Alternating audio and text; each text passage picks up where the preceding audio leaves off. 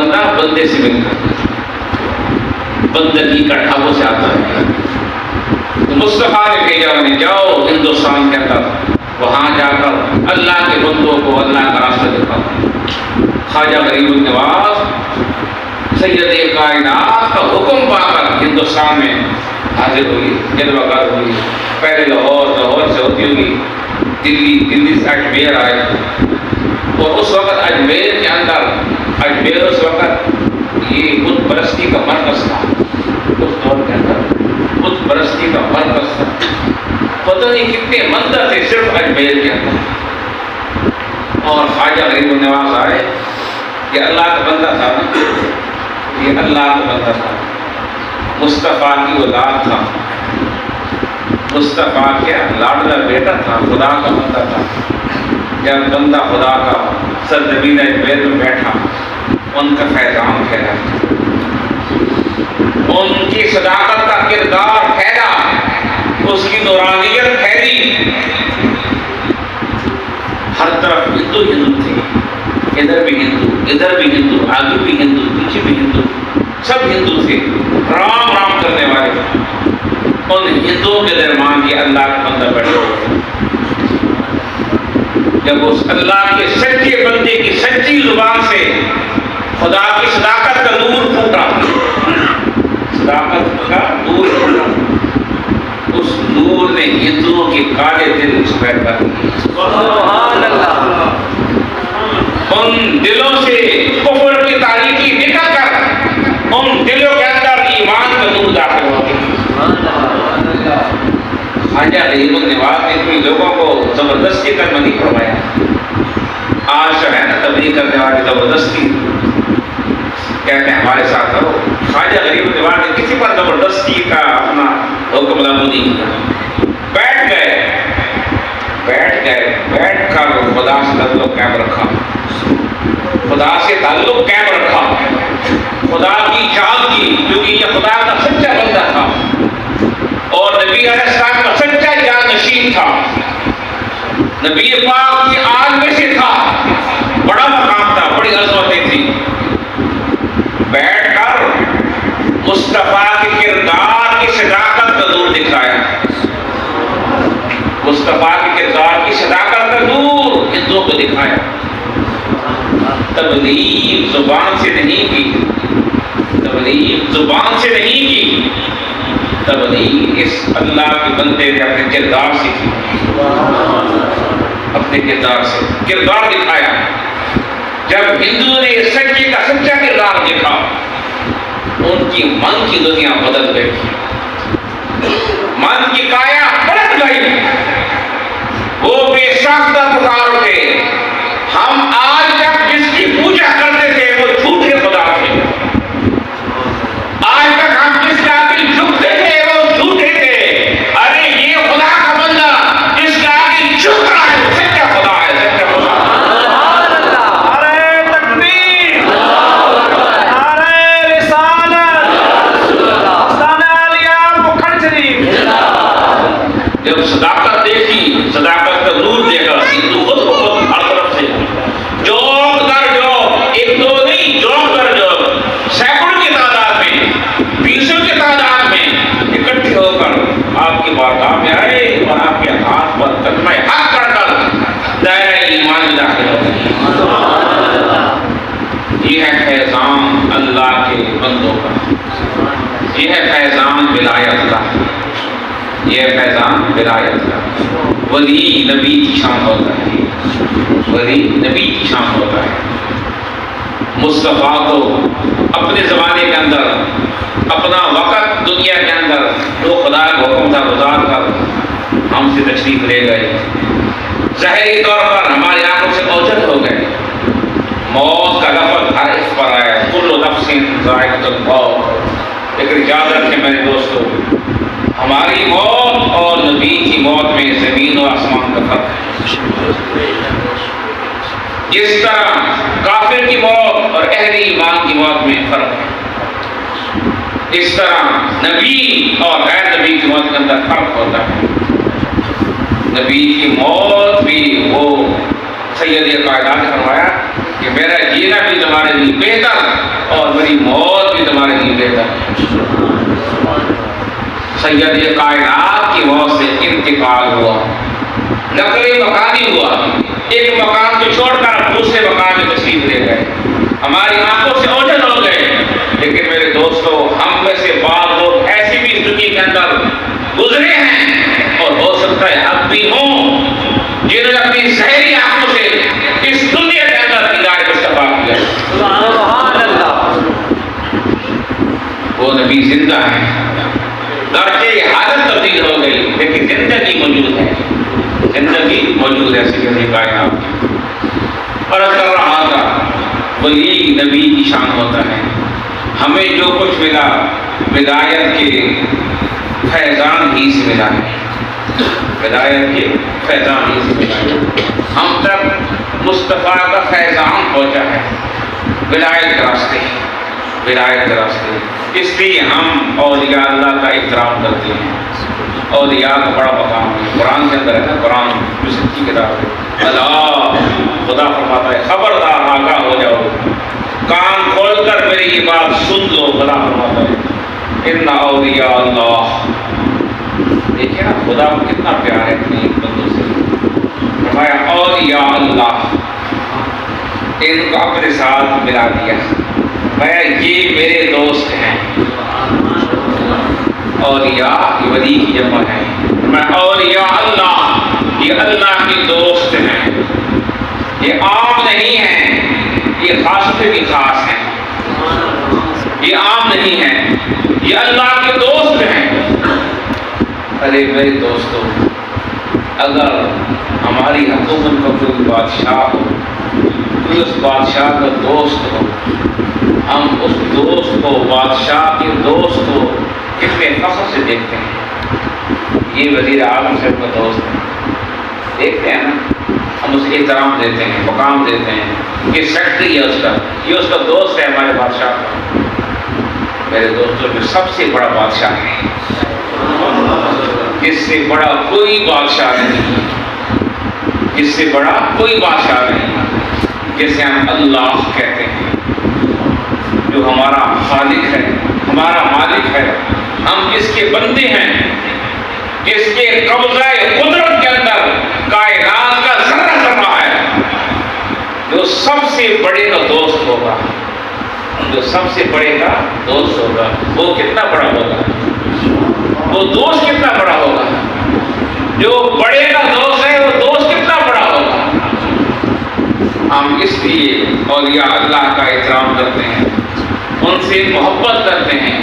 ہمیں جو بھی خدا کا قرب، خدا کا فیضان ملا ہے، خدا کا عرفان ملا ہے، خدا کی محبت ملی ہے، انہیں اللہ کے نیک بندوں کے توسل ہی سے ملی، ان کے ذریعے ہی سے ملی.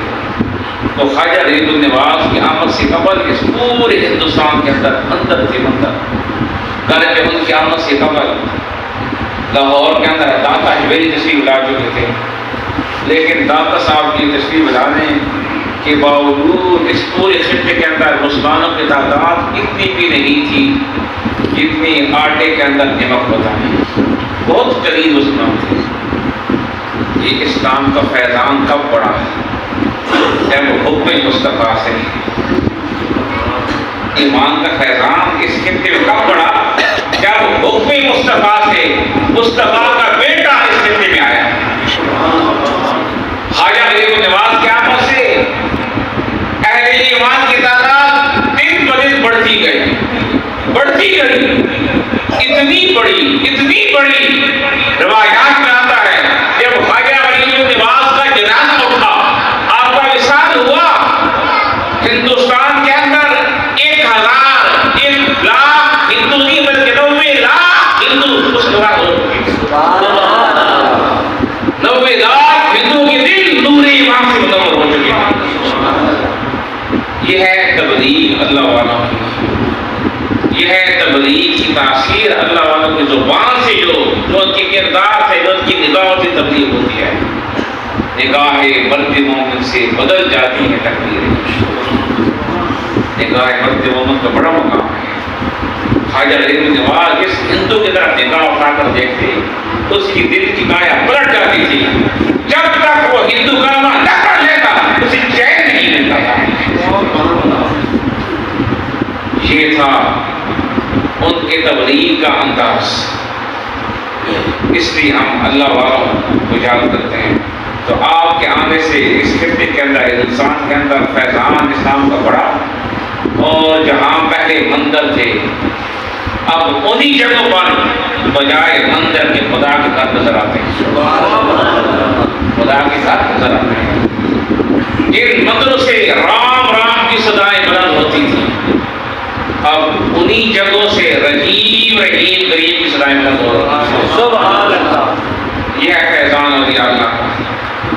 اگر خواجہ غریب نواز تشریف نہ لاتے تو ہو سکتا تھا آج یہاں مسجد نہ ہوتی مندر ہوتا. یہ سب اولیاء اللہ کا فیضان ہے. ان کے فیضان سے ہمیں خدا مہربان ملا. ان کے فیضان سے ہمیں یہ مساجد ملی ہیں, یہ مسجدیں ملی ہیں. یہ مسجد کیا ہے؟ یہ اہل ایمان کی دل کی قرار کا مرکز ہے. مسجدیں یہ اہل ایمان کی دل کی قراروں کا بھی مسکن ہے. اہل ایمان کو قرار سکون گھر میں وہ نہیں مل سکتا جو اسے سکون قرار خدا کے گھر میں نصیب ہوتا ہے. خدا کے گھر میں نصیب ہوتا ہے. یہ خدا کے گھر, یہ اہل ایمان کے دلوں کے مرکز ہیں, دلوں کے مسکن ہیں, دلوں کے سکون کی جگہ ہیں. اس کے حدیث پاک کے اندر ہے نا کہ مومن مسجد میں ایسے ہوتا ہے جیسے مچھلی پانی کے اندر ہوتی ہے. جب مچھلی کو پانی سے نکال لو مچھلی بے قرار ہو جاتی ہے. اسی طرح اہل ایمان جب مسجد سے دور ہو جائیں ان کی دلوں کا قرار ختم ہو جاتا ہے. دلوں کا قرار ان کا ختم ہو جاتا ہے. جب دلوں کا قرار ختم ہوا چہروں کی بہار بھی چلی گئی. چہروں کی بہار بھی چلی گئی. چہروں کا نور بھی چلا گیا. جب چہروں کا نور چلا گیا گھروں کے اندر ویرانگی آ گئی. جب گھروں میں ویرانگی آئی گھروں سے برکتیں اٹھ گئی. جب گھروں سے برکتیں اٹھی گھروں کے اندر ناچاکیاں شروع ہو گئی. باپ بیٹے سے ناراں ہے, بیٹا باپ سے ناراں ہوتا ہے. ماں بیٹے سے شکوے کر رہی ہے, بیٹی ماں سے روٹھی ہوئی ہے. ان گھروں سے سکون روٹ جاتا ہے جن گھروں والے خدا کے گھر ٹوٹ جاتے ہیں. اس لیے میرے دوستو خدا کے گھروں سے ٹوٹ کر محبت کرو. خدا کے گھروں سے جڑ کر رہو. خدا کے گھروں سے جڑ کر رہو. خدا کے گھر یہ مصطفیٰ نے میں دیے ہیں. انہی گھروں میں ہمیں سکون ملتا ہے. انہی گھروں کے اندر ہمیں خدا ملتا ہے. انہی گھروں کے اندر ہمیں خدا کی بارگاہ میں کی ہوئی التجائیں ہماری پوری ہوتی ہیں. انہی گھروں میں خدا ہماری بپتا سنتا ہے. انہی گھروں میں خدا ہماری آرزوئیں پوری کرتا ہے. انہی گھروں میں خدا ہماری دعائیں سنتا ہے, ان کو قبول کرتا ہے. اس لیے یہ مومن کو مناسب نہیں, یہ مومن کو زیب نہیں دیتا کہ اس کے گھر کے قریب خدا کا گھر ہو. یہ مومن کی خوش قسمتی ہے کہ مومن کے گھروں کے درمیان مومن کے رب کا گھر موجود ہے. یہ خوش قسمتی ہے. اے صاحب ایمان, اے ایمان والو, تمہیں مبارک ہو. تمہارے گھروں کے درمیان تمہارے رب کا گھر تمہارے گھروں کی رکھوالی کر رہا ہے. یہ گھر بڑا عظیم گھر ہے. یہ وہ گھر ہے اس گھر کے دروازے کبھی بند نہیں ہوتے. یہ علیحدہ بات ہے, ہم اپنے ہاتھوں سے بند کرتے ہیں. یہ ہمارا فعل ہے. خدا بند نہیں کرتے ان دروازوں. خدا کے گھر کے دروازے خدا نے ہر وقت کھول رکھے. آؤ میرے گھر میں آؤ, آؤ میرے گھر میں آ جاؤ, آؤ میرے گھر میں آ کر سکون حاصل کرو, بے سکونیاں ختم کرو. اور مومن اسے اپنے رب کے گھر سے آواز آئے, حی علی الصلاۃ, آ نماز کے لیے.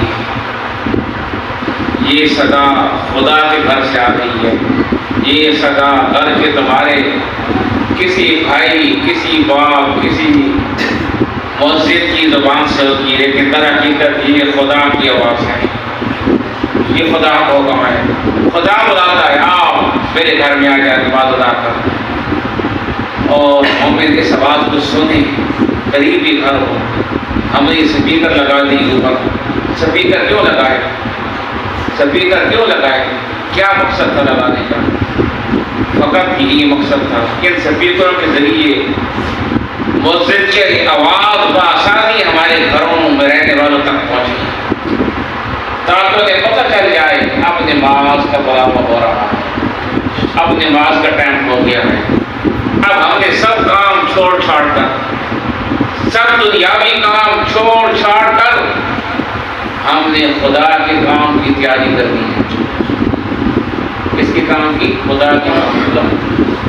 کیوں ہم نے خدا کے پاس جانا ہے؟ ہم نے خدا کے پاس جانا ہے، ایک دن خدا کو منہ دکھانا ہے۔ یہ زندگی، دنیاوی زندگی، یہ عارضی زندگی ہے، یہ چند روزہ زندگی ہے، یہ عیش، یہ طرف، یہ دنیا کا مال، یہ دنیا کی مصروفیت، یہ سب جھوٹے عزتیں، جھوٹے دعوے، یہ سب چیزیں چند روزہ ہیں۔ اس کے بعد قبر کی زندگی بڑی لمبی زندگی ہے۔ قبر اس کے بارے سوچنا ہے، قبر کی زندگی کے بارے، اپنی قبر کو اچھا کرنا ہے، اپنی قبر کو مشاہدہ کرنا ہے۔ ان قبروں کے اندر چاہے یہ قبریں کتنی مشاہدہ بنا دو، چند دن رہو گے، چند سال رہو گے، پھر تمہیں زبردستی اٹھا کر ان قبروں سے نکال کر تمہیں تمہارے گھر والے ایک چھوٹے سے گڑھے کے اندر اس گڑھے کے حوالے کرائیں گے۔ پھر گھر والوں کو کوئی پتہ نہیں کہ اس کے اندر تمہارے ساتھ کیا ہو رہا ہے، کیا ہو رہا ہے۔ اگر اس گڑھے کو اچھا کرنا ہے، اگر اسے کشادہ کرنا ہے، تا حد نگاہ سے وسیع کرنا ہے، میرے دوستو اس کا نسخہ ایک ہی ہے کہ خدا کے اس گھر کے ساتھ تعلق پکڑ کر تعلق جوڑ دو، اس گھر کو نہ بھلاؤ، کم از کم 5 وقت اس گھر میں آ جاؤ، جب بھی صدا ملے خیال اسرا آ نماز کے لیے، آ جاؤ نماز کے لیے، اور اپنی بہتری کے لیے خیال فلاح، اپنی فلاح کے لیے آ جاؤ۔ پتہ چلا کہ اہل ایمان کی فلاح نماز میں ہے، اہل ایمان کی فلاح، اہل ایمان کی بہتری، دنیاوی بہتری، موت کی بہتری، قبر کی بہتری، یوم حشر کی بہتری اس نماز کے اندر ہے، اس نماز کے اندر ہے۔ جب یہ صلاح ملے آ جاؤ اپنی بہتری کے لیے، ہم سب کو چاہیے ہم اس کی تیاری کریں، اپنے آپ کو پہلے پاک صاف کریں، وضو ہو جائیں۔ لیکن ہم نے پاک کی بارگاہ میں حاضری لگا دی ہے، یہ مسجد پاک ہے، یہ پاک کا گھر ہے، خدا سب سے بڑا پاک ہے، سبحان ہے، خدا سب سبحان ہے، ہر عیب سے پاک ہے، ہر گلی سے پاک ہے، سبحان ہے۔ اس سبحان کی پاک بارگاہ کے اندر حاضری لگا دی ہے، لہذا پہلے اپنے آپ کو پاک کرو، وضو ہو جاؤ، پاکیزہ کپڑے پہن کر اس کی بارگاہ میں حاضر ہو جاؤ۔ جب حاضری کا ارادہ کرو گے نا، اپنے گھر سے ایک قدم اٹھاؤ گے، وہ رب تمہیں دیکھ رہا ہے، وہ رب تمہیں دیکھ رہا ہے کہ میرا بندہ اب کدھر جانے کی تیاری کر رہا ہے۔ لیکن ہمارا خدا ہم سے بڑا پیار کرتا ہے، خدا ہم سے بڑی محبت ہے، خدا ہم سے دور نہیں، ہم خدا سے دور ہیں۔ قرآن کے اندر ہے، اے بندے میں تو تیری شاہرخ سے بھی زیادہ قریب، اقرب نحن اقرب، سب سے زیادہ قریب، شاہرخ سے بھی زیادہ قریب ہوں، مجھے پکار تو صحیح، میری بارگاہ میں قدم بڑھا تو صحیح، میری طرف آ تو صحیح، پھر دیکھ میں تجھے کیسے نوازتا ہوں۔ جب انسان ایک قدم اٹھاتا ہے اللہ تعالیٰ اتنا خوش ہوتا ہے، اتنا خوش ہوتا ہے، اس کی بنا معاف ہوتا ہے۔ جب خدا کے گھر میں آ کر خدا دیکھ رہا ہے نا، یہ انسان یقین عقیدہ اس کا کرے دل کے اندر